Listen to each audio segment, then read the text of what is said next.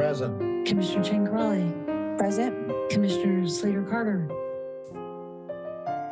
Oh, unmute yourself.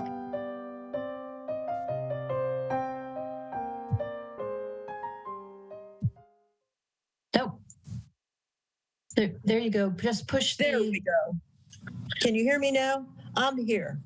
Yes. And Commissioner Damrat. Present. Okay, great. Next item is public comment. This is an opportunity for any member of the public that wishes to make a comment to the commission on a subject that is not on the agenda. Do we have any hands raised or comments? We have one hand raised, telephone number ending in 0066. Go ahead. Yep, go ahead. Hi, thank you. Yeah, I'm dialing in, so I needed to do the *6. Yep, we can hear you. Thank you. Thank you. My name is Allison Madden. I realize that comment time is limited. Welcome and congratulations to the new commissioners. I have sent an email public comment, and I would like to ask you to spend some time looking at that. I'm representing the people at Oyster Cove Marina, and we want to have a really productive and proactive conversation. I spoke at the last meeting, and I'm sorry I couldn't listen to the whole meeting. I had to go.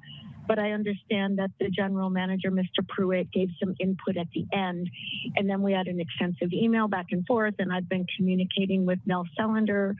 We'll be speaking to the BCDC commissioners tomorrow because we think some misunderstandings have happened just out of natural, human communication and so many people getting involved to make something good happen. And so, we really want to advocate for October 15th being the end date and really relaxing this April 1st initial time period, which isn't even 6 months after the commissioners approved the safe harbor of being able to allow going over 10% liveaboards.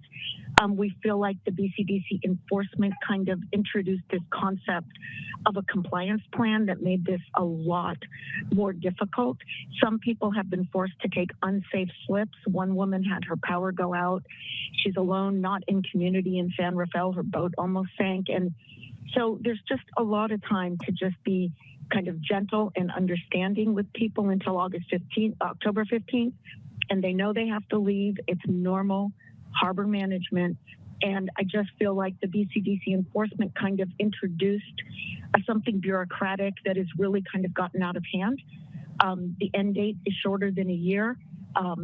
It's been referenced that there's a deadline for coming over when the people that are still at Oyster Cove are really just insisting that the Tenant Protection Act be followed. And when they're properly noticed, they'd like to come over.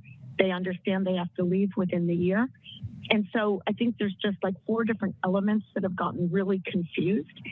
And if people could pay attention to the email comment, maybe we can make some progress. We'll be speaking to BCDC tomorrow.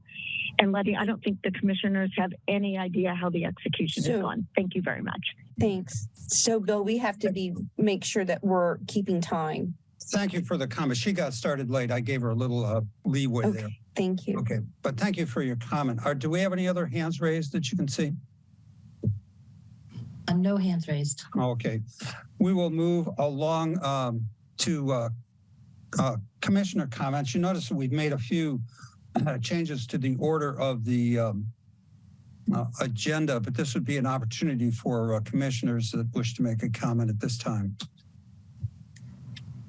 Do we have any hands raised there? One up in the corner. Okay. Tom. Just wanted to make sure everybody knew after these massive amount of storms how well the harbor performed and stood up under adverse circumstances. I've been here over 30 years, and I've never seen storms like this, and particularly in the past when we had these type of storms, there'd be half a dozen boats on the beaches and a lot of problems. The way the harbor patrol and the staff has just made sure things are in operational condition and checking on so many things, it's really a sign of things that are different within the harbor, and I commend everyone with the Harbor District. Okay, Commissioner Chan Corrali, looks like your hand is raised as well. Yeah, so I want to echo what Tom said and just, thank everyone, all the staff and the harbor crew for the great work that they have done, especially with that fire on EDOC a few days ago, or I think it was last week. And also, from what I understand, with that double slide well, I don't even want to say it's an incident. From what I've heard, and Jim, tell me if I'm wrong, we had some of our harbor crews on standby, like a little further out, just in case their services were needed, while Coastside Fire, the CHP, and I think the sheriff's office were working to deal with that incident of the Tesla going off the cliff. So I just know that we are always prepared as best as we can to be there for the community. But Jim, if you could just thank everyone. It's been a hard time, especially on the coast, from the entire coast, from Pacifica all the way down to the Santa Cruz county border. And I just want to thank our staff and our crew for just being there for the community, because I think that the community really appreciates it. From everything I've heard, I've been getting texts and as much as I can, phone calls about all of this. So just know that you're very much appreciated. Thank you. Okay, any other hands raised here? I see none. And I would just like Catherine's got her hand. Oh, no. Oh, Catherine's got her hand up? Okay. No, that was my cursor over her name. Oh. Real quick, Bill. Yes. This is John Moran, Director of Operations. On behalf of Operations, I'd like to thank the commissioners for acknowledging the great job that all the district staff have done. And of course, I know that the commissioners Oyster Point staff as well. We had significant flooding challenges at Oyster Point that the staff were able to mitigate very professionally with the general manager's help, getting South San Francisco to assist as well. But the staff at Oyster Point, as well as Pillar Point, spent a lot of long hours in adverse conditions, walking the docks to make sure all the boats were taken care of. People that didn't neglected to take care of their lines, didn't anticipate such strong winds, etc. And the general manager will be speaking more about it in his discussion. Thank you, John. We do appreciate the work that your folks do and the job that has been done. So thanks. I have a quick question for Yes. John, actually, and maybe Jim. So Jim, you have been doing a fantastic job updating us on things as things develop, incidents come up. But John, just out of curiosity, John, I know that our crew and everything, we were all ready, but were there any other notable incidents besides those two or any kind of issues that we should be aware of besides the flooding, both here and at Oyster Point? How are the liveaboards dealing with the flooding, things like that? Maybe that's in your report and you might want to give that later, but, I'm just curious. I'll be covering that in my general manager's report. That's perfect. Okay, thanks. Then we'll just wait till then. Thank you. Okay. Is that it? I guess we can move along to the December activities reports. Jim, how would you like to? Do you want to introduce this, or what's your preference? I will go ahead and provide my report, and then we'll follow it up with operations and then admin and finance. I might steal their thunder, similar to what John Moran just did for me, but it's all right. We'll work through it. It's a result of his hard work is why we're where we're at.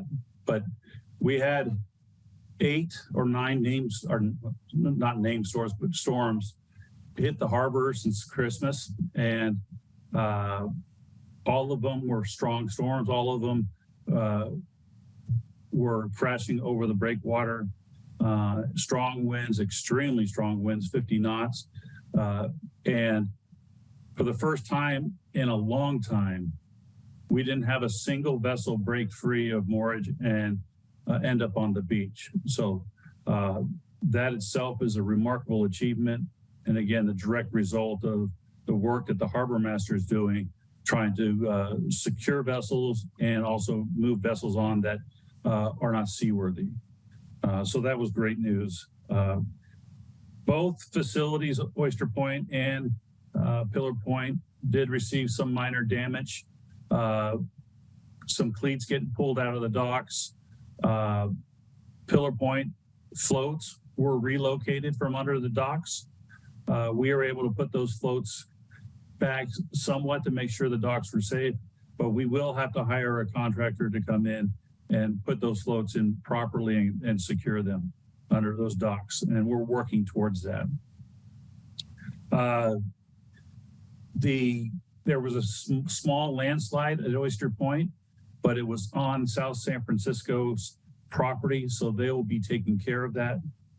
The first couple storms hitting the area flooded out the vac station, which the vac station provides pressure in the sewage system for that side of the marina. If we lose the vacuum, we lose the sewage system, and we lost the sewage system a couple times. However, we got working with South San Francisco, came up with a plan, and South San Francisco executed it to divert the water into the vac station area. And since then, the vac station has not flooded. So great work by Jim Smith and his crew, and working with South San Francisco and providing a temporary fix on that to get us through this winter. Other than that, there wasn't any significant damage to the harbor based on the storms. The harbor remained open for business and did conduct business during the storms and right after the storms. There was some other related issues with the storms. And if I can share my screen, I will show a few things to you. So now you should see a picture of the swale, the new swale at West Trail, doing its job of capturing all the stormwater on this side of the trail and putting it out into the marsh, which was great. It worked fantastic. Now the next one.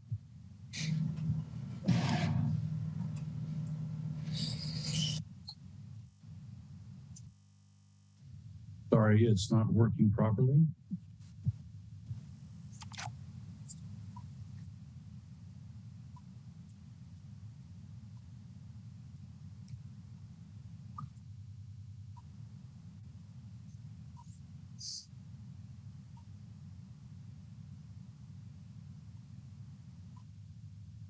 Worked perfect when I practiced. So that's the swell working perfectly. Oh, it's just delayed. That's Capistrano Beach. You can see where the outflow from the other side of the road is coming into the harbor and taking out the sand there at Capistrano. This is the beach in front of Sam's Chowder House, and you can see the outfall right there in the center of the picture. All the water coming out of that outfall, and again, carving out the beach there, but also depositing a lot of sand. There's the outflow from above. It's like a river coming through there. Over on the other side of the harbor, another outfall. And then this is Capistrano Beach again. You can see the amount of water coming out of the storm drain that runs under the harbor. This is out at Mavericks Beach. That's the newly installed life-saving station that has the life ring buoy and the line. It got knocked over by a pretty strong wave. And as you can see, the ring buoy's missing because it got washed off. And all that concrete footing just ripped out like it was nothing. There's that same sign standing still. It wasn't standing much longer after this picture was taken. The swell again, working fantastic. This is on the other side of the living shoreline. So this is on the west side of it, and the hillside to the west of the project drained into the west side of the living shoreline project, causing significant erosion in that area. We've already engaged with the engineers and the architect on a fix for this, and we'll be working towards implementing that fix so that in the future, rainstorms coming in, that drainage will not come in and wash out that section of the living shoreline. But it was not at water action from the harbor. It was water action from runoff from the side of the hill. This is a picture of where this east breakwater makes landfall there, right at the RV park. You can see that wave is not only crashing on the wall, it's above the wall, seawall. And there's the wave crashing in to the corner there. A lot of water washed up and over the breakwater in this location. This is Denison Creek. We worked real hard to keep it clear, but again, tree branch broke off and fell in front of it. That's a lot of water coming out of Denison Creek straight into the harbor. This is over by Harvard Avenue. You can see the river going down to the beach again and taking a lot of sand with it, making those lands right on the beach, again, eroding, bringing a lot of sand to the beach. So that's those are some damage or issues that are caused by the storm. And then I want to show you one other thing. If I can find it.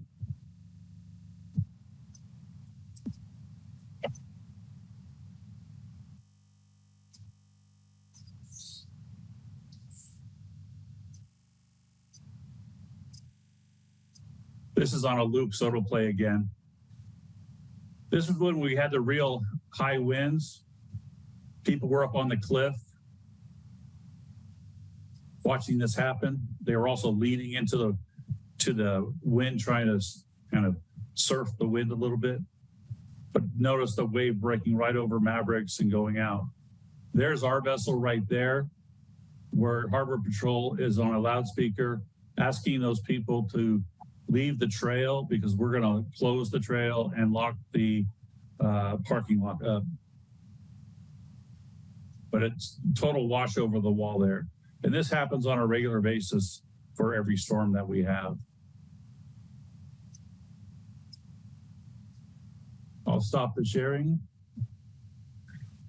So the storms were pretty spectacular for us, but really didn't have a hard impact on us, which was great. And again, that was as a result of the hard work of both harbor masters at both facilities and their crew doing all the prep work and making sure that we were safe. So can't thank them enough for what they did and the results. So fantastic work there. Also working with total separate issue now is working with the Army Corps of Engineers on a couple different issues and once they're fully vetted, we'll come to the board for direction, but getting an inspection or a walkthrough of the breakwater to see if these storms have damaged it in any way.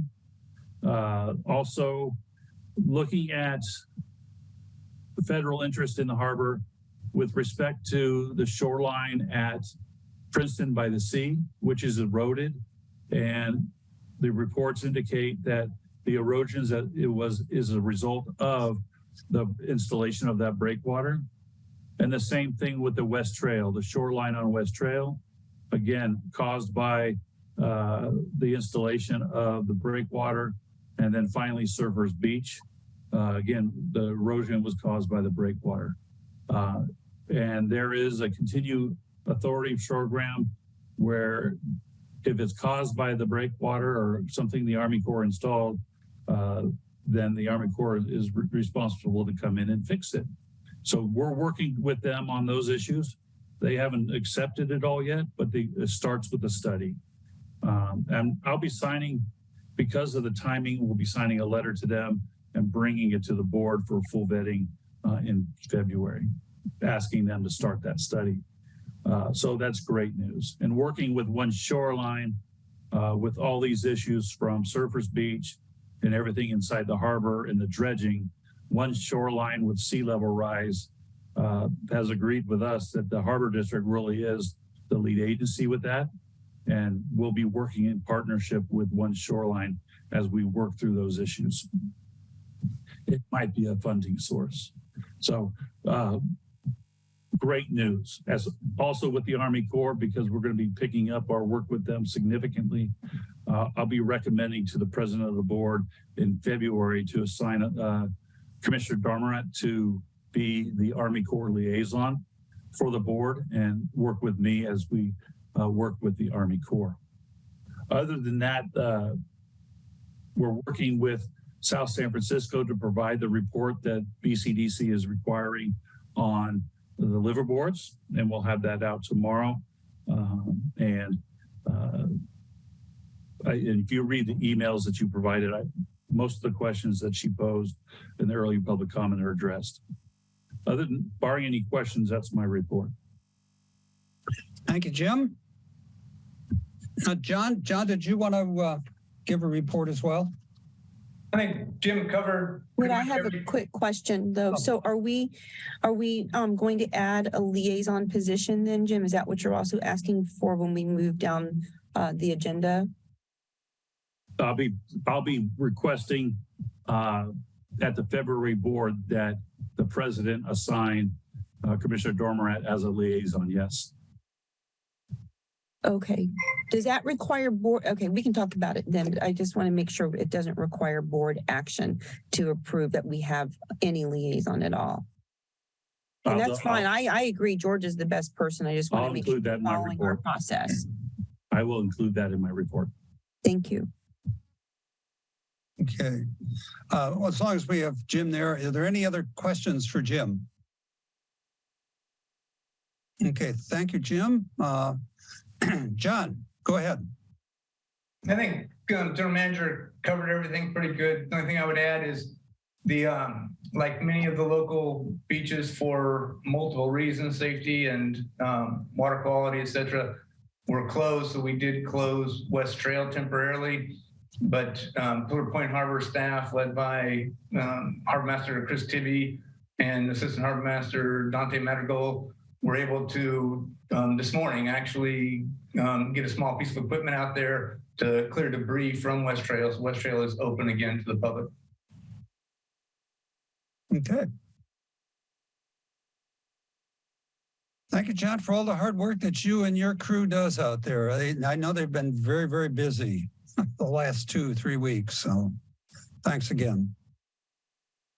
Any comments from the commission on John's report? Okay, we can move along to Julie. Good afternoon, commissioners. Our staff has been extremely busy over the last year. In this month of December, we continue to work on issues of our ERP system and troubleshoot. We finally got out our past due notices for our birthers. And so getting that process up and running. We're talking about storms, and one of the things that happened during these storms is that our internet and our power went out here in the main office. And so a lot of the work that we do is dependent on accessing files that are on the server here in the office. And one of the projects that we're working on is to move our files to SharePoint so that we'll just need an internet connection, and you can move your computer around to get that connection if need be, so that our operations will continue to run if there is another internet power outage here on the coast side. That will be coming up shortly. We're working to complete our fiscal year 21-22 audit. That should be coming hopefully in February, if not February, at latest March. And we have a lot of, HR policies and different things that we're working on there. So thank you. Very good. Thank you, Julie. Any commissioners that would like to comment on Julie's report? I would like to add one thing. Yes, Jen. And we got notified yesterday, and for the third year in a row, the budget prepared by the district, which is mainly the work done by Julie, earned another outstanding achievement award from the Government Financial Officers Association, which is that's the third year in a row, which is remarkable and reflects greatly on the work that Julie does. Okay. Congratulations, Julie. Congratulations, Julie, to you and your staff. Thank you. Okay. Any other commissioner comments? Hearing none. I will also open this just in case we have a member of the public that would like to comment as well. Are there any members of the public that would like to comment on the activity reports that were given? I don't see any hands raised. Commissioner Zemke, I think Allison M. has her hands raised. Oh, okay.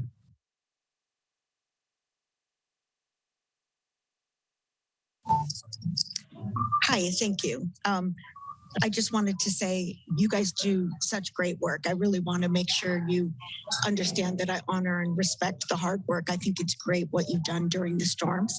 I just want to also advocate in general, because everyone knows this is my basic advocacy, which is advocating for floating communities because, you know, they don't get buried in a mudslide or a landslide, and they're very adaptable. So I think the success of getting through these storms shows that. And I want to make sure that as we raise these issues with working out some of the BCDC issues with the safe harbor, that you know that I completely respect the commission and the staff. And I appreciate you giving the time to listen to our concerns. Thank you very much. Okay. Thank you for your comment. Do you see any other hands raised, Melanie? No, I don't. Okay. Then we can move along to the consent calendar. What I'd like to do on the consent calendar is first to ask if any member of the public has any comments that they would like to raise on the consent calendar.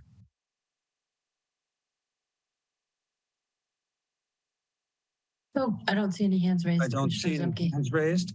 Okay, the consent calendar for the commissioners. Are there any items that the commissioners would like to pull from that calendar? Okay. I'll make a motion to approve the consent. I move to approve the consent calendar. Okay. Do we have a second? Second. Okay, it's been moved and seconded that we approve the consent calendar as written. Could we have a roll call, please? Commissioner Mateusz? Aye. Commissioner Chang Crawley? Aye. Commissioner Slater Carter? Oh, Catherine, I think you're muted. Yes. Commissioner Dunlap? Aye. Commissioner Zemke? Aye. Okay, moving along to discussion items number 8, which is the board organization item for Jim. Would you like to introduce this, please?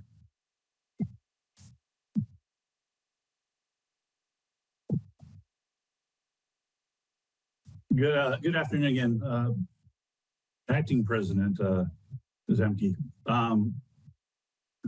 At the beginning in January for the San Mateo County Harbor District, it's customary that the board select a president to serve for the year 2023, and also select a vice president to serve for the same year of 2023, and that the commissioner or the president also nominate a commissioner to serve as secretary, and then finally a commissioner or treasurer and secretary, and then finally a LAFCO liaison.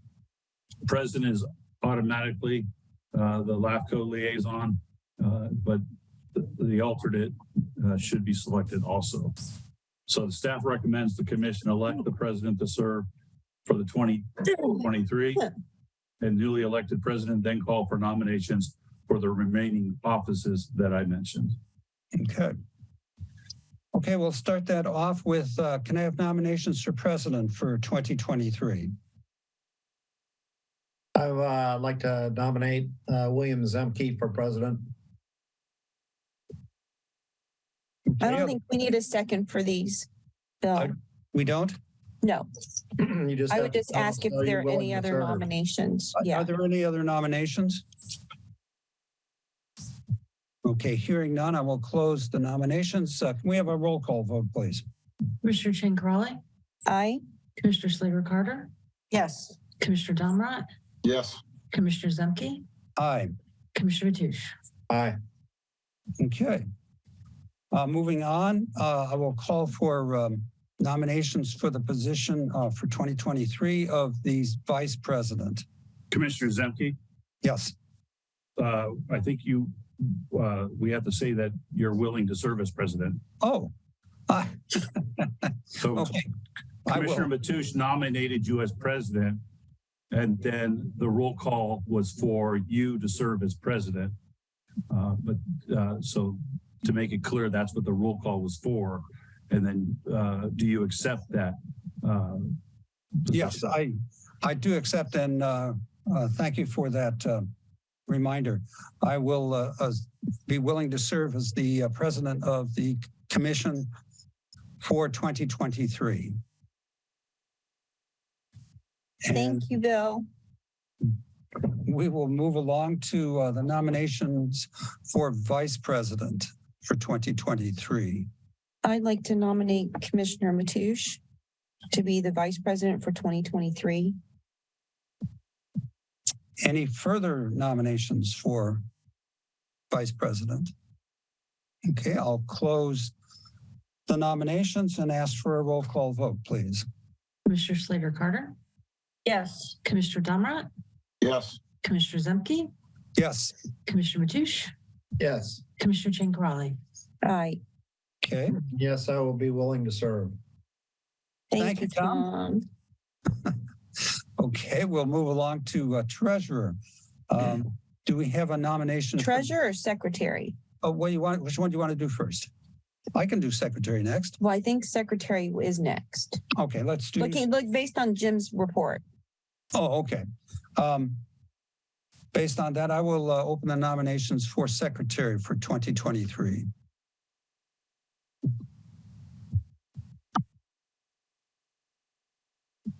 I would like to nominate George Dummerant I was just about to say the same thing. for secretary for 2023. Are there any other further nominations? Okay, I will close the nominations and ask for a roll call vote, please. Commissioner Domrat, Aye. Commissioner Zemke, Aye. Commissioner Matoush, Aye. Commissioner Chang Crawley, Aye. Commissioner Slater Carter. Yes. Okay. George, I assume that you're willing to do that? I assume that's a safe assumption. Oh, okay. So, thank you very much. Yes, I will. Very, very good. Thanks, George. Okay, I will now open nominations for the treasurer for 2023. May I have nominations, please? I'd like to nominate Catherine Slater Carter. Any further nominations? Okay, I will close the nominations and ask for a roll call vote, please. Commissioner Zemke, Aye. Commissioner Matoush, Aye. Commissioner Chang Crawley, Aye. Commissioner Slater Carter, I will serve. Commissioner Domrat. Aye. Okay, very good. Thank you, Catherine, for your acceptance. Then we will also, do we need to vote on the alternate for the LAFCO? Or we can just appoint that. Should I just appoint it, or? You can appoint the LAFCO representative, okay. I believe. Tricia, can I confirm that? I don't know how it was done in the past. It's set up to vote just as the prior appointments were done. So the safest thing is the vote. Okay, Yeah, might as well. We will do that. I will nominate Virginia Chancarelli and to be the alternate for LAFCO. Do we have any other nominations? Okay, I will close the nominations and ask for a roll call vote, please. Commissioner Matoush? Aye. Commissioner Chancarelli? Aye. Commissioner Slater-Carter? Yes. Commissioner Damrat? Aye. Commissioner Zemke? Aye.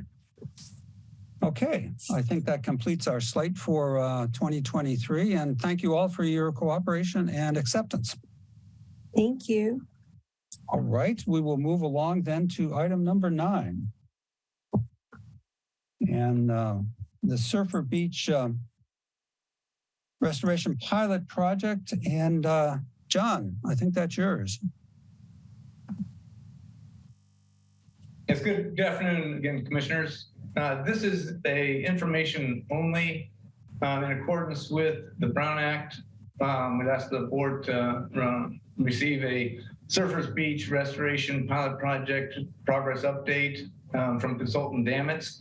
And it is a Brown Act requirement that the board be notified of a CEQA notice of determination, which Brad will elaborate on. Melanie, can you let Brad in?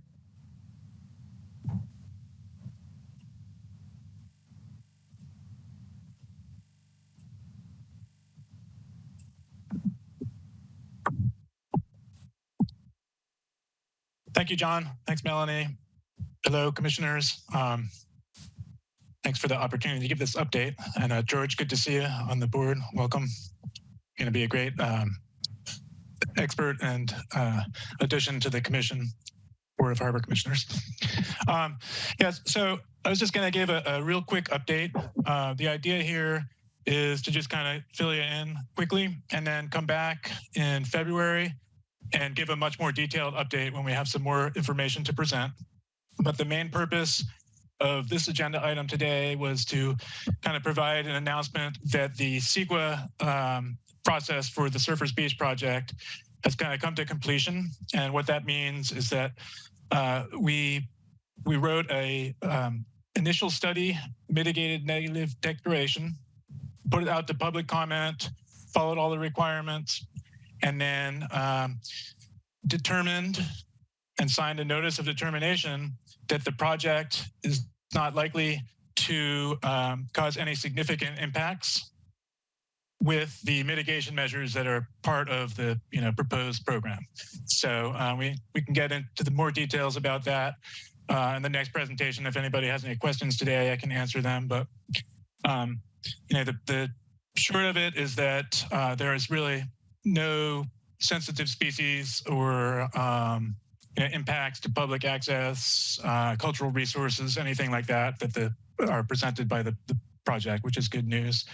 As far as the update for the brief update for the project itself, everything is still going according to plan.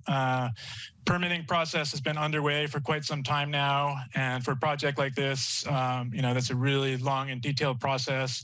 We submitted permit applications last year and have been working with the agencies to kind of answer all the questions that they have regarding a variety of different things. The quality of the sediment that's going to be dredged and placed on the beach, the impacts to all the different species that are found in the area, details about the plans. So we've just been working hard and responding to those inquiries. No permits have been received yet, but they're still under review. I don't anticipate any issues with the project being approved. The Army Corps and EPA had recently signed off on our proposal for the dredging portion of the project and the use of those certain sediments to be placed on Surfers Beach, that they're clean, non-contaminated, and beach compatible. So that was good news. As far as the engineering and design process, that's an ongoing process. We've had 30% plans for quite some time and a preliminary design report. Both of them are available on the website, the Surfers Beach webpage. And the plans are now being revised by our engineers at ESA in response to some comments received by permitting agencies. So one of the changes is going to be that the design that's currently proposed is going to be revised just a bit to be more to mimic like a natural beach profile rather than a large overbuilt berm. And some of the dredging areas are being modified slightly to avoid some of the siltier material, but we're still going to be dredging off of the boat launch ramps, kind of kill two birds with one stone, take care of that maintenance need, but also be able to provide sediment for the beach nourishment and also the eelgrass restoration in the west basin of the harbor. So that's happening. We should have those 90% planned sometime in February, and I'll come back and present those, the details of those. Other things, funding, we still have the grant from Department or Division of Boating and Waterways to pay for $800,000 worth of the construction of the project. We've partnered with the Greater Farallones National Marine Sanctuary and the Greater Farallones Association to get a NOAA Effects of Sea Level Rise grant, part of which will help fund the biological monitoring for the project, which is a really good thing, $125,000 that the Harbor District won't have to put into those aspects of the project, and we'll be able to get some good work done with that. And then, it's kind of late in the game now, but we're still looking at funding opportunities and have just worked on an application for another Division of Boating and Waterways grant. So, that's still something that's ongoing. Other stuff, we are working on a physical monitoring plan. So how do we, take measurements of the dredging areas and the beach areas and the eelgrass area before the project to get a baseline, and then measure it over time to determine where the sand has gone and how long it stays on the beach and how the beach profiles change and that kind of stuff. ESA is working on that as part of their contract. And we'll be coming up with the same sort of monitoring program for the biological and ecological aspects. So how does it affect on the local species and the use by seabirds, and how does the eelgrass mitigation portion of the project kind of move forward? Or is the eelgrass successful in spreading, or are we having issues? So those kind of things, the planning for that is being worked out. And then next steps are looking towards the bid process. So this is with this eelgrass mitigation component, it really complicates the timeline and the sequence of events that have to take place before we can put out that bid. So a huge part of the project is mitigating for all that eelgrass that's established itself and the dredging areas in the East Basin. And we need to, any of that that's going to be damaged, mitigate for it, which means basically create a new habitat on the other side of the harbor that's outside of the impacts of dredging and vessel operations, and reestablish eelgrass in those areas. So in order to do that, we have to know how much eelgrass is going to be damaged by the dredging. And because of all the permitting agency requirements, you cannot take that measurement until the beginning of growing season, which begins April 1st. So, as soon as we can do that in early April, we're arranging to get another eelgrass survey done and then calculate how much we need to mitigate for, and then redo the plans in the West Basin according to those final numbers to be able to come up with that process.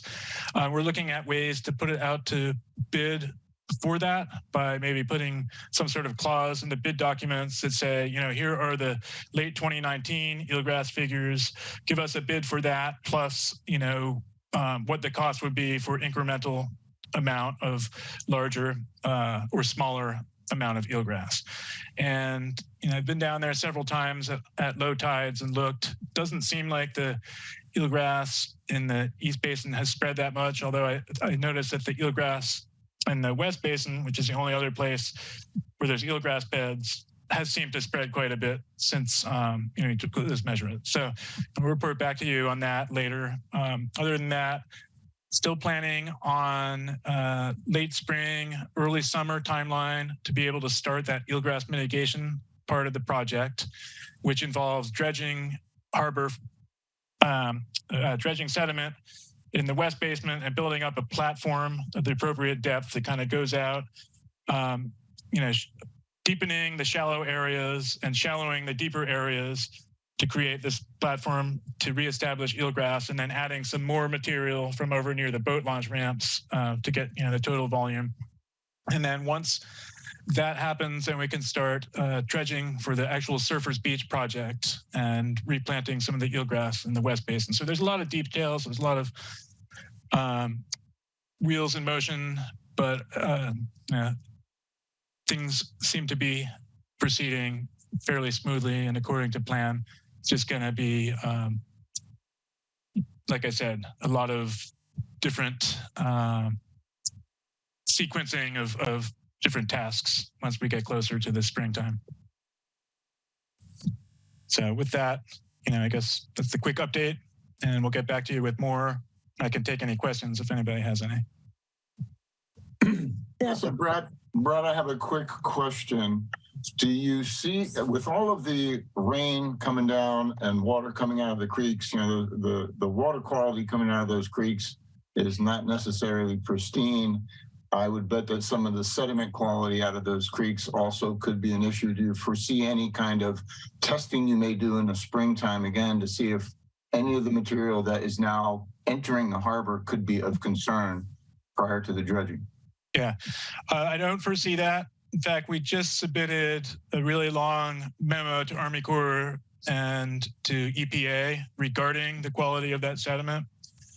Typically, if you have more than 80% sand, they don't require any kind of chemical analysis on that material because it's coarse grained and it doesn't really attract those contaminants, whereas the finer grain clay and silt does have, it can bind with those contaminants and cause issues. So some of the material off of the boat launch ramp was less than 80% sand. And they came back to us after we put in the permit application and says, we're going to require you to test that material unless you can prove to us that there's not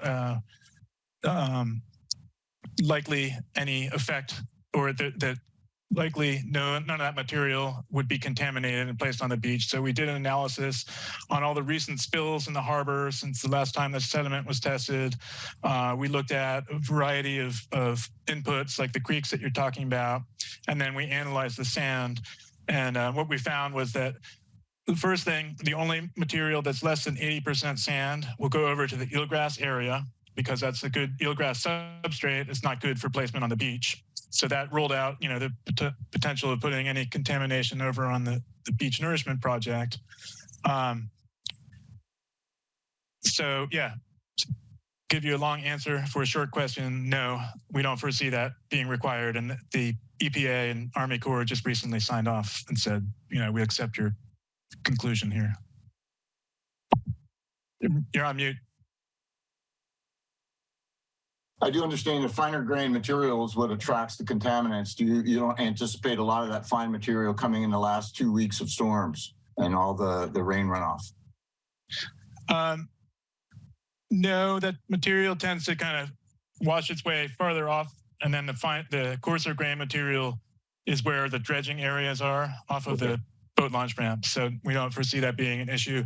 I talked to the engineers, Bob Battaglio and Louis White at ESA about that. And in the technical specs, they're going to include some sort of guidance to the contractor to, continually monitor the sediment. And then if they come with any fine grain material that didn't show up in the testing, not to place it on Surfers Beach, to basically cease operation, move the dredge inland to another area. So, and you're probably breathing a little sigh of relief knowing that we wanted to get that beach built a while ago. If we would have built it this past summer, we might probably not see it today. So. Yeah, I think that last set of storms would have wiped everything out. So it's a fortunate piece of news. Thank you so much, Brad. Appreciate thanks, George. Okay. Commissioner Matoush, you had a comment. Yes. Brad, I heard you say that there's been signs that the eelgrass beds are expanding a little bit. On one hand, that's a good thing, but how do we calculate the baseline? Because if the eelgrass beds are expanding, then we're going to have to mitigate a whole lot more, and that's going to be a whole lot more expense. Right. And the interesting thing about the eelgrass is that was never natural eelgrass habitat. It's only growing in these areas because it's shoaled in since the breakwaters were built, right? But nonetheless, it's important habitat and we do need to mitigate for it. I don't anticipate the area that has, in my observation, seemed to have expanded is part of the eelgrass mitigation area rather than the dredging area. So that shouldn't increase the requirement too much. The stuff over along the east breakwater that's of concern, we're going to leave one area of that untouched as a reference bed, even though we're going to mitigate for that amount. So it could be dredged in the future. We're going to watch that over time to be able to determine, this doesn't directly answer your question, but we're going to observe that over time to be able to determine if the mitigated eelgrass area isn't recovering as planned, whether it's some other factor. You know, you usually have a reference site that you can refer to be able to do that study. I think worst case scenario, let's say that there was a whole lot more eelgrass in the East Basin than there was before, which is not my observations, and we were required to do a whole bunch more and it was outside of the budget. We could still, just for this project, only mitigate for the amount, the portion of eelgrass that's going to be directly impacted by dredging, and then, you know, deal with the other stuff later. All right, thank you. Yeah. Okay. Commissioner Giancarelli, you had a comment. Yeah, so actually this is more for Jim, and maybe even John. So Jim, over the weekend and actually even the latter part of the week last week, I've I was tagged on a Facebook post by, residents in the Princeton area in El Granada. And I think, they've been patiently waiting for years. And so I'm just wondering if it makes sense for us to put, some synthesized information on our website as to the timeline, because they just want to know when this is going to get done. And I just think that maybe better external communication would be helpful to the public. I mean, is there any, it could be a one-page synopsis of, even like what the timeline might even look like at this point. We can put additional information on the webpage as to the current status of the project. We do that for all the projects, so this will be no different. Yeah. I'll also be discussing the project at the State of the Coast Guide event tomorrow. Oh God, that's tomorrow. That's right. That also will get information out to the Chamber of Commerce and others who attend. And we might want to put that on social media just because people have just been asking about it. And I know I've been tagged and I just want to have the information ready. But thank you. Okay, thank you.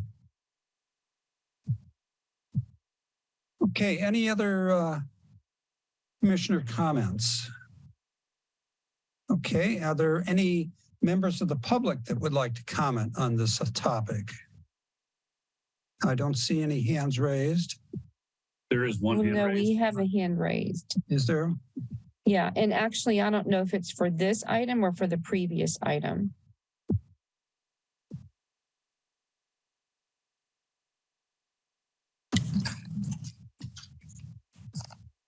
Thank you, President Semke. Appreciate you making sure I got my chance. Listen, I think it's great what you're doing, but you all seem to be missing the real problem here. The real problem is one more well-aimed, poorly timed storm is going to take out Highway 1. You already had large chunks of the bike path being tossed up onto the highway. This is why you're getting tagged, Commissioner Corrali. It's not about eelgrass.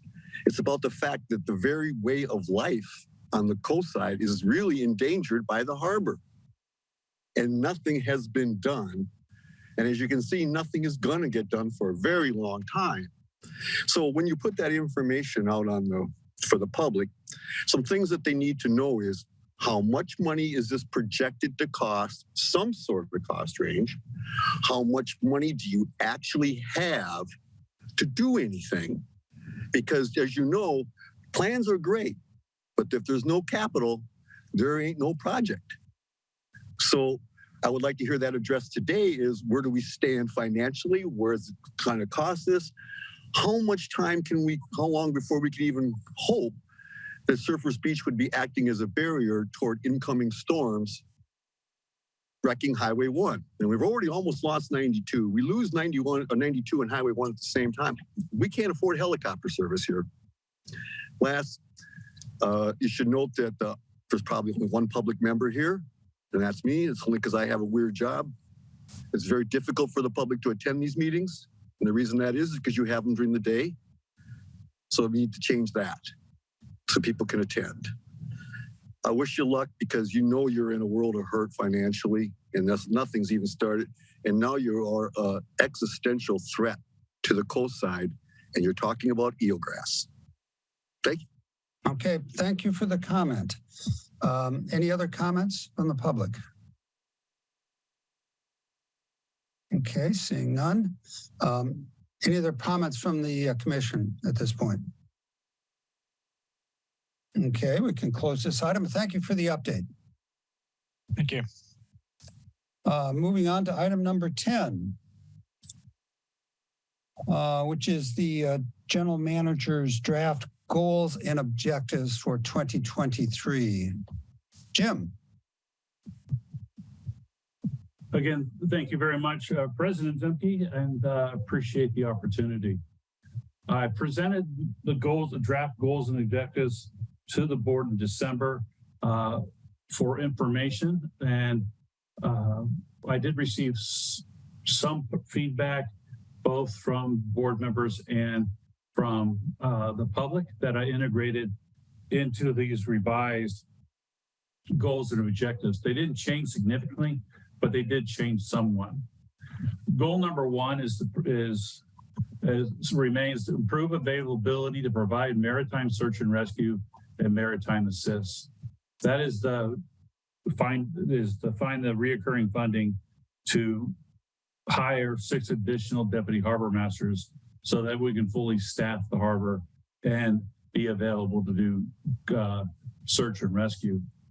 It's very important that we keep that capability for the safety and security of the coast side. We're the only ones that do it. And as part of that, Commissioner Chincarelli mentioned it earlier, that we did respond to a car that drove over the cliff with 4 occupants at the outer edges of our response area. And the battalion chief, who is the on-scene area commander, incident commander, issued the following email that I'll read to you to this harbor district. And this is from the battalion chief of Coastside Fire. I am not sure who responded to the cliff rescue the other day. Maybe it was you, but I wanted to pass on my extreme thanks to the crews. I know it was cold and miserable, and I appreciate the response. I was trying to communicate directly with them, but having difficulty from my ICP. I could hear them, but couldn't transmit. So State Parks was relay for me. When I asked them to stay on scene, I know that it was cold and miserable, but I felt a whole lot better with them there, considering the location of my rescue crews at the waterline, also having 3 helicopters operating in the same airspace. 3 helicopters operating in the same airspace always makes me nervous. And having you guys on the station made me feel a lot better with the operations. Thanks again, and I hope to sit down with you this month and go over our training plans. Good luck today. It looks like we're all in for a wild couple of days. Batten down the hatches and call us if you need us. So we really were out there serving as a backup in case something went wrong. We were there to rescue the rescuers, which is a critical aspect of search and rescue. And one of my main points when we respond alone, who's going to rescue us if we get in trouble? And the way we respond to search and rescue right now without the backup puts our crews at danger, and the people who we rescue at danger. And I want to improve that by finding the additional funding outside our current budget.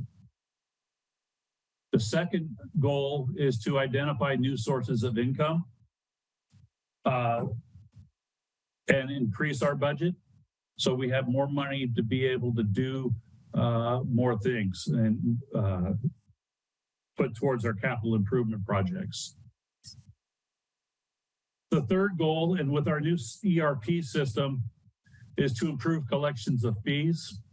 With our new system, with it being all computerized now, we're able to identify late payment for fees and also take earlier action in acting on trying to collect those fees, which will result in increased income for the Harbor District.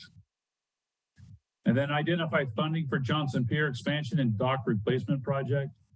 This project is coming, the planning and engineering and permitting is coming to completion here in the near future, and we'll be ready to start construction. The issue is that it's a $51 million project, and the only way we're going to be able to afford that is if it's a line item in the congressional budget.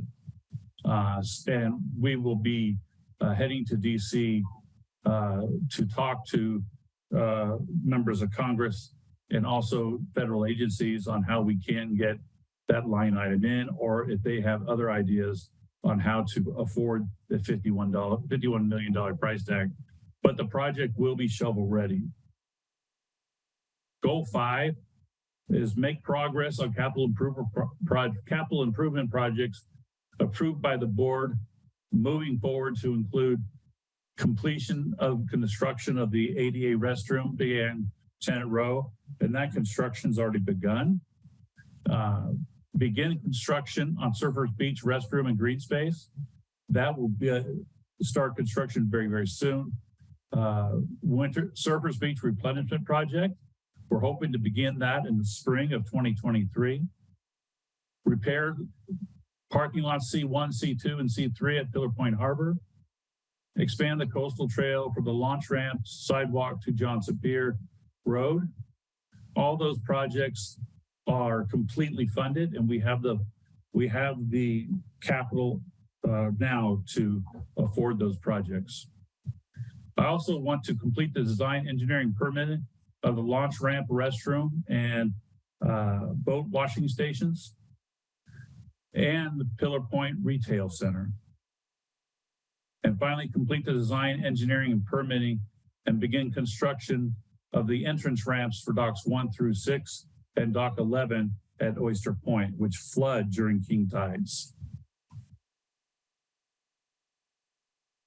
Goal number 6 is to improve the environment of Pillar Point Harbor, and that's really going to focus on the requirements set in the TMDL documents by the Water Board, and we're working with all our partners to address the bacteria levels in our water and beaches of the harbor. Goal number 7 is to develop and implement a wildlife protection plan for Pillar Point Harbor that addresses all our current wildlife, in addition to those that call Pillar Point Harbor home only for a short span of time as they fly through. Focusing on brown pelican and seals. Goal 8 and goal 9 are renegotiate the MOUs with the operating engine. Jumped ahead. Goal 8 is renegotiate the agreement with the city of South San Francisco for the operation of Oyster Point Marina. The 2018 agreement, several things have changed, and we've learned a lot about how the harbor is actually being run now, especially after all the construction and improvements made at Oyster Point. The agreement needs to be amended to reflect that. And we'll be working with South San Francisco to make recommendations to the committee and then finally for board approval and city council approval. Goals 9 and 10, the MOUs with both the Teamsters and the operating engineers local 3 expire this summer on June 30th, 2023. So I want to have in place new MOUs with both unions to carry us forward. Administratively, I want to develop and execute a plan to update district policies. Some go back several years or decades. I want to get those updated. Develop comprehensive dredging plan for Pillow Point Harbor. This is beyond a surfer beach replenishment and dredging operation. What is our dredging needs into the future, and how can we? What do we need to do to reach those goals and objectives for the dredging plan? So again, it's a long-term comprehensive dredging plan, which could include a new permanently assigned dredge as one idea to Pillar Point Harbor. For transparency, publish a newsletter quarterly. And then finally, maintain the SLDA District Transparency Certificate of Excellence. Our current certificate expires in this year in 2023. And we've already started the steps to renew that and earn that certificate of transparency. And one goal I forgot to put on that list was for certificates is also earning the award again in recognition from the GFOA for our budget, which we will be applying for and hopefully earning again for 2024. That is the goals and objectives I've set for myself to keep those projects moving. A lot of these will spill into future years, but I really want in 2003 to take a large bite out of the apple on each one of those goals and objectives and move them forward for the district. With that, I'll turn it back to the board for any questions and or guidance. Okay, thank you, Jim. Do we have comments from the commission?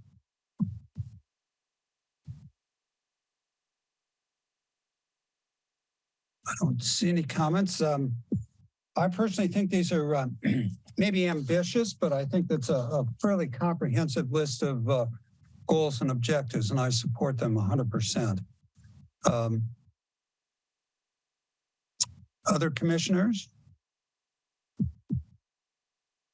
Commissioner Zemke, it looks like we have a member of the public that would like to speak. Okay, we can open that to public comment at this time. Go ahead.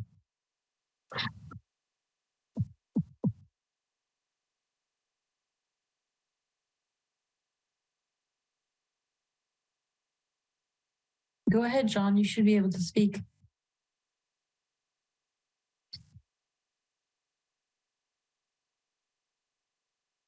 All right, let's stop the clock if he's not able to speak yet. John? Yeah, we got through finally. Okay, there we go. Go ahead, John.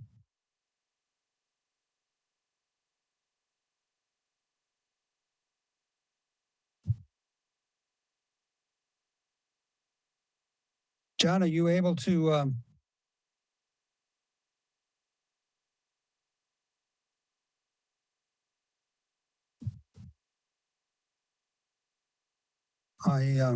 I'm not sure exactly what the issue is, John. We cannot hear you.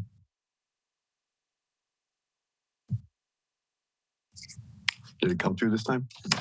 Okay, we can hear you now. Super. Okay, a couple questions. I was surprised to hear that there is no funding whatsoever to fix Johnson Pier, and that the only hope is that now Congress will fund it, and that or some other agency will fund it, and that is somewhat scary. Second, the timeline for the dredging and anything that you're working on now should be primarily driven by the threat to Highway 1, which itself is a threat to the Harbor District, because if Highway 1 shuts down, it's a mess. And I think that about covers it, but it would be nice to see you address these things a little bit more thoughtfully in the future and have these meetings at night when it's a lot easier for people to participate. Thank you. Okay, thank you, John. Any other comments from the public at this time? Okay. Mr. Zemke, I think Allison M. would like to speak. Oh, okay. Allison, go ahead. Hi, I'll make it super quick. The only reason I'm speaking is because I've heard twice about the meetings during the day. And I just want to say that the State Lands Commission meets at 1, the BCDC meets at 1. A lot of these commissions do meet during the day. I don't find it an imposition or inconvenient. In fact, I think it's more difficult to have the public participate at night when they're with their families, et cetera. So I just want to give that input. Okay, thank you for your comment. Any other hands raised that I don't see? Nope, no Okay. hands raised. Going back to Jim. Jim, I assume that you would like the board to approve these goals and objectives? I think it's information only, right, Jim? Okay. So I don't think Yeah, there I needs. was. Go ahead, Commissioner Curley. Oh, no, I was just going to ask, are we going to have a goal setting meeting at all to see, what the board would want to prioritize? Do we need one? I don't know. I'm just throwing it out there. The intent of submitting these goals and objectives was to inform the board and the public on what I was working on or what the staff was working on this year. And if the board members themselves want to amend those or add to those, we can do that. But I can add to the schedule or the goals throughout the year, depending on what the board directs. But if the board wants to have a goal setting on top of these goals, we can set that up. I'm not suggesting that we do. I just wanted to throw out that because Bill had mentioned, voting on it, and that, there were a lot of, items on the general manager's list. I mean, I think that I agree with you, Bill, that they're all good items and goals to try to achieve. Right. And at this point, I have no additions that I'd recommend we make to that list. Yeah, I don't think so. I think some need to be either, maybe further developed. For example, goal 12 on the comprehensive dredging plan. And has there been any funding to do maybe like what we would call an initial appraisal or initial look at how other harbors have done that? Santa Cruz Harbor, for example, the federal government bought them that dredge. It was a federal dredging project that we were dredging almost 4, sometimes 5 times a year. That's how much sediment was coming into that. So the decision was, let's buy them their own dredge. But part of that would be the analysis that Santa Cruz had to do in terms of sizing the dredge for the type of material, for how much dredging, the quantity, where that material has to go. Maintenance was a very, very big concern also. So these are just things that maybe we can look at somehow with an initial appraisal to kind of get further the concept of how far we want to go with that. Yeah, so I hear that. I agree, George. That's why I was just wondering if we wanted to schedule something or add it to an agenda so that we can prioritize and maybe give direction. If the general manager needs it, he may not. I mean, he's, in the thick of things down there. So, I mean, what I don't want is all of us giving him direction individually, right? Because we as a board have to be together working with him as a unit. And I don't want to fall back in a situation that, I've experienced on this board where individual commissioners were giving direction to the general manager without real collaboration with the other board members. Do we want like a further at another meeting to kind of go through one by one and see if we have comments? Yeah, so we have done that before, George, in terms of a goal setting meeting, but we haven't done it in a while. I think since I've been on this board, we haven't done it more than we have done it. But I think that we're in a situation now where, Jim has been able to highlight the things that he sees that need to be done. And, I don't know. I mean, it's up to the board. I'm just making the I'm just throwing this out there. I'm not even making a suggestion, but I do think that if we want to do that, it's not a bad idea to do that. Because I agree with you, George, that the dredging issue may need to be, something that we focus on more. But I mean, I think that we've done a lot of that too. So a lot of it is just waiting. But what I don't want to get into is that he's got 5 individual commissioners telling him or giving him direction when there hasn't been a board consensus on what, needs to be focused on. No, I concur. With each one of the goals, there are multiple subtasks for every goal, and especially with the dredge is why would the dredge be needed year round? Come and justifying that. In Santa Cruz, you're correct. The federal government did buy that, and they came up with an operating schedule where they were able to operate and dredge the channel, and also have maintenance taken care of. Take the dredge down on a regular schedule for maintenance, which extends the life of that dredge. Ventura does it a different way. Their dredge is actually electric and not diesel powered, so it saves the environment. So that's another way. So yes, the subtask, we're going to investigate all the other harbors that have permanent dredges and get reports from them on why they did it and how they did it, and bringing that back to the board. Same thing for develop and implement a wildlife protection plan. That's going to take a lot of input from the public and experts, as well as input and public or input from the board, and it gets several different subtasks on that. And I've already developed multiple subtasks for each one of these. And if the board would like me to bring these back at a workshop to go into depth about the subtasks, I'm happy to do that. But a lot of the subtasks are administrative or very easy and well thought of as we move forward. And I'd be reporting those to the board as each goal is moved forward. So this is not the last time you'll hear of these. I plan on bringing back a mid-year update and then a final, at least 2 more. So the mid-year and the end of the year on where we're at. But also when we accomplish a major goal, I also plan on bringing that item to the board individually to give the board an update. Okay. Thank you, Jim. Commissioner Slater Carter, you had your hand up. Did you want to make a comment as well?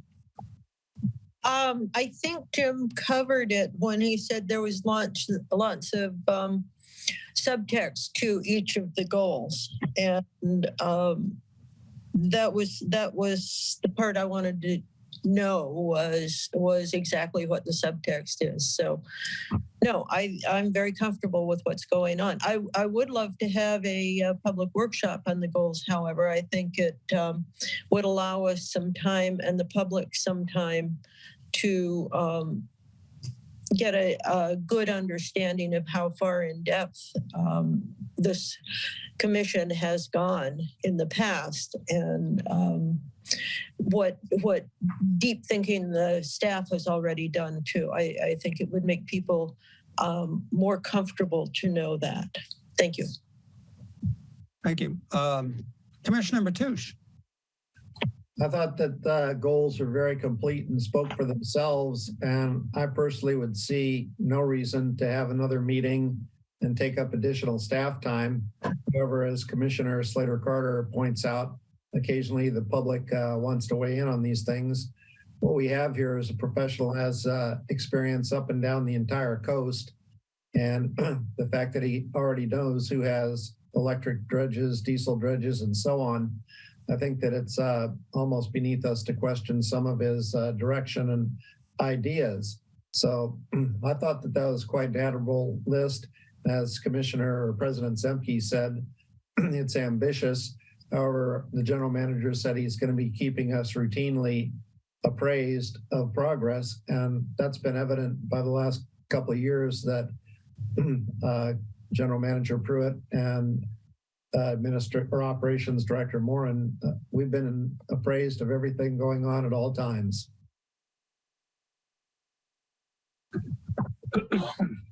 Thank you, Tom. Any other commissioner comments? Jim, let me ask you, are you comfortable with doing a mid-year update of this, or you think it would be advisable to do it on a quarterly basis, or any value to that? Quarterly, I think, would be in excess for reporting to the board due to workload. But if the board desires that, I can do that. Again, if the overall report for mid-year will be the overall report on all the goals, where some of the goals I might be bringing back to the board individually because I'll need board action on some of the subtasks or funding. So, or just to update you on some good news that we have and where we're going. So these don't go into a dark hole. They will be moving forward all year long. And as each one develops, I'll be bringing it to the board for guidance and input and approval. So, okay. I myself am comfortable with the direction that Jim has given. Would thoughts of the other commissioners?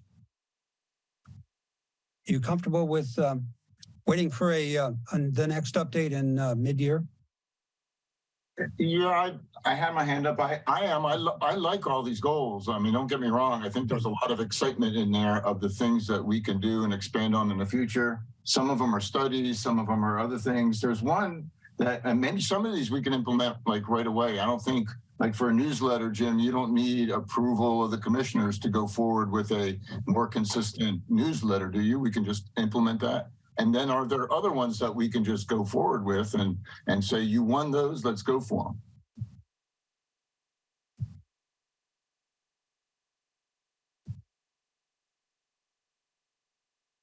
With respect to the newsletter, that's just more of a reminder for me that we need to do it every quarter.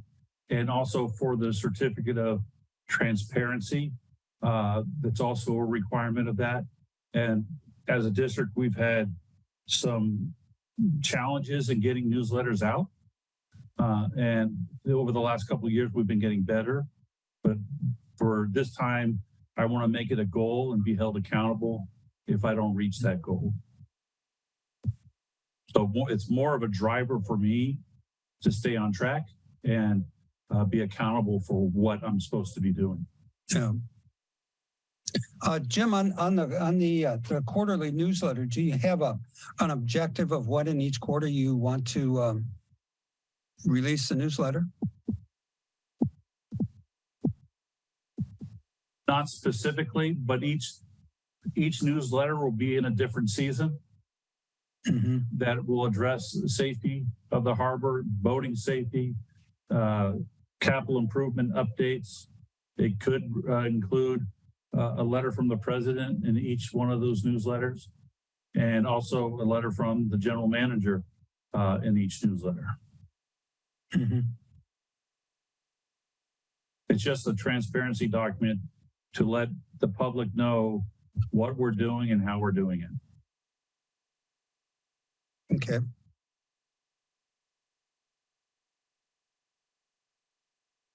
More complex ones, I'll definitely be coming back to the board for approval as we move forward, or keeping the board advised of potential issues that will need guidance, especially with the construction contracts and capital improvement projects.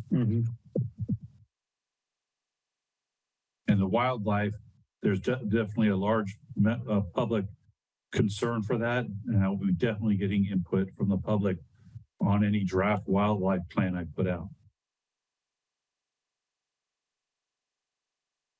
Okay. Okay, at this point in time, any other commissioners that want to make a comment on this? And I think based on that, Jim, hopefully you've got our input and can proceed accordingly. Thank you. Okay. Going on to the next item is commissioner comments and future agenda items. This would be an opportunity to allow any commissioners to make kind of a final comment and suggest items that they would like to do in a future agenda. Commissioner Zemke or President Zemke, I believe you might have skipped the policy change. Oh, did I? Oh, I did. Son of a gun. Let's back up a bit and make that item number 11, the Brown Act compliance hybrid meetings. Jim. Once again, good afternoon. Policy number 3.2 is an existing policy that we have in our policy manual, but with the new way we can conduct meetings or under AB 361 and 2442, I believe it is, 2449. I wanted to update the policy for the district on public meetings and what we're doing into the future. So the district will continue to conduct under this structure, if approved, will conduct all Brown Act meetings in the harbor or in the boardroom, and they will be hybrid meetings. So the public can attend from anywhere they're located via video. The board members or committee members will be in person at the boardroom, which will also be open to the public. And the same thing for board meetings. Board will be at the boardroom like normal, open to the public like a normal meeting, but the public will be able to participate fully in the meeting via Zoom and remote access. And this policy basically states that it's the policy of the district to do that. We're asking for the board to approve the policy via the resolution 2302, which adopts the updated policy. Barring any questions, that's my report. Okay. Do we have any questions or comments from the commission?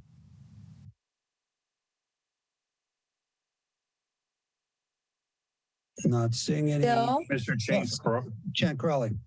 Yeah, so Jim, it sounds like we need approval, so I'll make a motion to approve resolution 23-02, approving policy 3.2 as revised. Okay, is there a second? Second. Okay, before we vote, I'll just open it up for a public comment, just in case there is some member of the public that would also like to make a comment.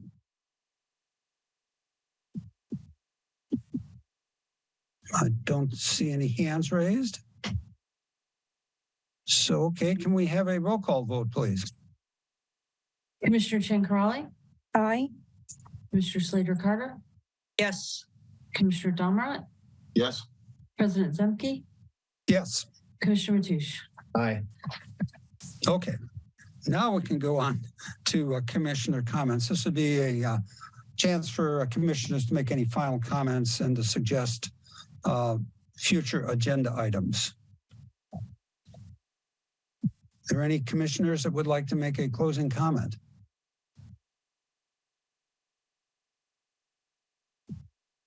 I don't see any hands raised. Okay, I would just like to make the comment that I think this meeting has gone fairly well, and thank you all for your participation. I will entertain a motion for adjournment. So moved. Is there a second? Second. Okay. Can we have a roll call, please? Commissioner Slater-Carter? Yes. Commissioner Domrat? Yes. President Zemke? Yes. Commissioner Mateusz? Aye. Commissioner Chankralli? Aye. Okay, thank you all for your participation, and thanks a lot to the staff for all the great work that's been done the last 3 weeks, and let's hope for a milder rest of January here. Thank you. Okay, you guys have a good evening. Bye. Bye. Recording stopped.